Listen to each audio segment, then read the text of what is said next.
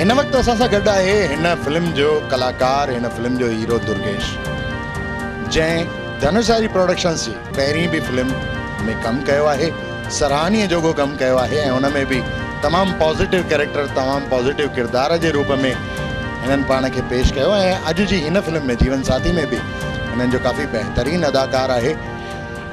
ॿिन्ही फिल्म जे विच में फ़र्क़ु ॿुधायो। पहिरियों त मां जेका बि असांजा दर्शक आहिनि तव्हांखे हे ई चवंदुमि, जीअं चवंदो आहियो आहे, जीअं दिलीप अंकल चवंदा आहिनि ऐं असां नंढो कृष्णा लालवानी चवंदो आहे कि पाण में वेलो त पहिरियों जय झूलेलाल चयो, त पहिरियों तव्हांखे बि जय झूलेलाल ऐं तव्हांखे बि जय झूलेलाल। ॿिन्हिनि पिक्चर जो सफ़र जाम सुठो हुयो। जीवन चक्र हुई पिक्चर, आधार हुई पेरेंट्स जे मथां, पंहिंजे माउ पीउ खे असांखे कढणु न खपे, हुनजी रिस्पेक्ट करणु खपे। ऐं हे बि पिक्चर ईअं ई आहे, हुनमें बि असां वॾा था थी वञूं, असां यंग था थी वञूं त पंहिंजे पाण खे पंहिंजे माउ पीउ खां बि वॾो था सम्झूं पिया कि भई अॼु असां कमाइणु सिखी विया आहियूं, दमाइणु सिखी विया आहियूं, त बसि असां ई आहियूं, माउ पीउ कुझु कान्हनि। त हे पिक्चर में बि ईअं ई आहे, मुंहिंजो कुझु ईअं ई किरदारु आहे। मां कमाइणु सिखी वियो आहियां, मुंहिंजी पघार वधी आहे त मूंखे उहो एटीट्यूड अची वियो आहे कि ठीकु आहे, हाणे मां कमाइणु सिखी वियो आहियां, हाणे मुंहिंजे में पावर्स आहिनि त भले मां अलॻि थियणु चाहींदुमि। त बसि उहो ई आहे ॿिन्हिनि पिक्चर जो। ऐं असांजी सभु पिक्चर जो आधार इहो ई आहे त असां पाण में सिंधी में ॻाल्हायूं ऐं असां पेरेंट्स जी सेवा कयूं। ॿिन्ही फिल्मनि जे विच में जेका हिकु सब्जेक्ट जी, जेका हिकु विषय जी अदायगी हुई, तमामु डिफरेंट हुई।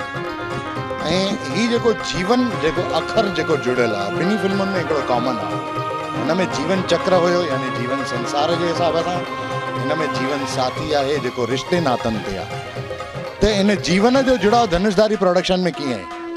बसि असांजो जीअं LIC आहे, LIC जी हर हिकु पॉलिसी निकिरंदी आहे त हुनमें जीवन हूंदो आहे ऐं जीवन जो महत्व जाम वॾो आहे। जीवन मतिलबु असां जेसि ताईं आहियूं तेसि ताईं।